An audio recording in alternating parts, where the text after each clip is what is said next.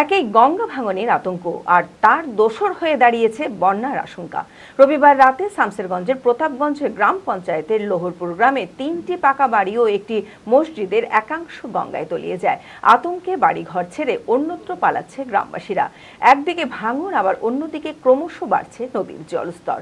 ইতিমধ্যে রাজ্য সরকারের সেচ ও জলপথ অধিদপ্তরের পক্ষ থেকে সতর্কতা জারি করা হয়েছে।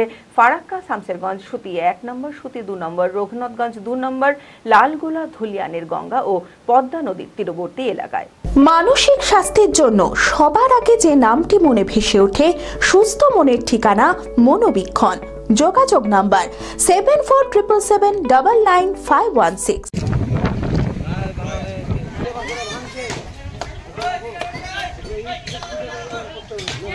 ফের ভয়াবহ গঙ্গা ভাঙন শুরু শামসেরগঞ্জে। রবিবার রাতে শামসেরগঞ্জের প্রতাপগঞ্জ গ্রাম পঞ্চায়েতের লোহরপুর গ্রামে 3টি পাকা বাড়ি ও একটি মসজিদের একাংশ গঙ্গায় তলিয়ে যায়।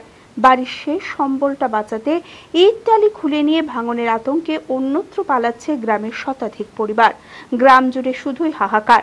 মাথার উপর ছাদ হারিয়ে চোখের জল বাঁধ মানছে না এই বৃদ্ধার। না খেয়ে তিল তিল করে অর্থ সঞ্চয় করে ইট কিনে মাত্র মাস 2 আগে একটি বাড়ি তৈরি করেছিলেন। চোখের সামনে সেই বাড়িটি গঙ্গায় তলিয়ে যায়। সর্বস্ব হারিয়ে কোথায় যাবে, কোথায় আশ্রয় নেবে তা ভেবেই দিশেহারা ভাঙন বিধ্বস্তরা। কিছু থাকলো না, কিছু আমার থাকলো না, আমি কোনটে যাব? আমার দুনিয়াতে কেউ নাই, পাইব তো কেউ নাই, কেউ আসেনি পাশে।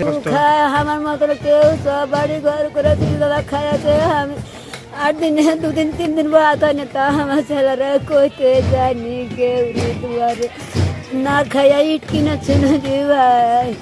তবে বছরের পর বছর ভাঙন অব্যাহত শামসেরগঞ্জে। ঘরবাড়ি হারিয়েছে কয়েকশো পরিবার।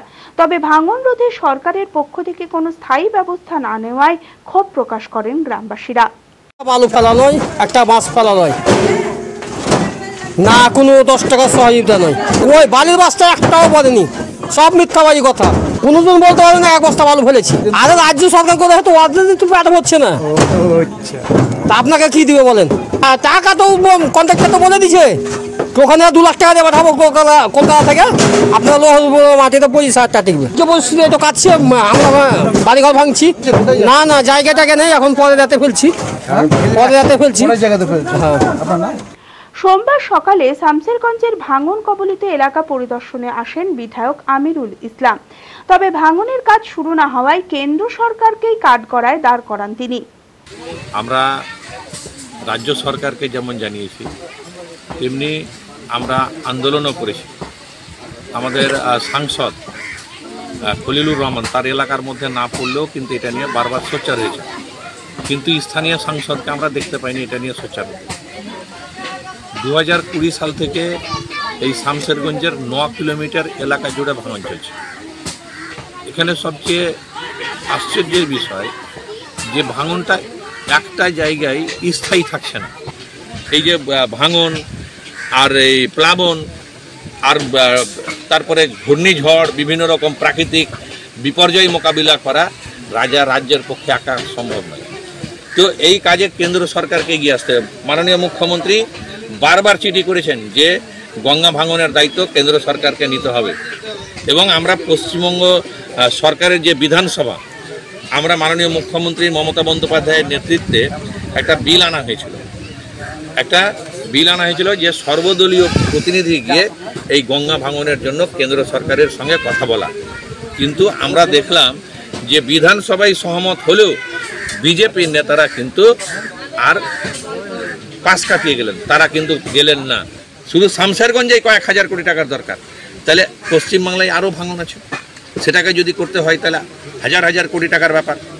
তো কেন্দ্র সরকার যদি এগিয়ে না আসে তাহলে এটা সম্ভব নয়। এবং কেন্দ্র সরকার এই দায়িত্ব এড়িয়ে যেতে পারে না, কারণ তার ফারাক্কা ব্যারেজের কারণে, জল ছাড়ার কারণে এখানে হচ্ছে। একদিকে ভাঙন, আবার অন্যদিকে ক্রমশ বাড়ছে নদীর জলস্তর। বিপদ সীমার উপর দিয়ে বইছে গঙ্গা ও পদ্মা। বড়োয়া নবগ্রাম সহ মুর্শিদাবাদের বিভিন্ন এলাকা বন্যা প্লাবিত।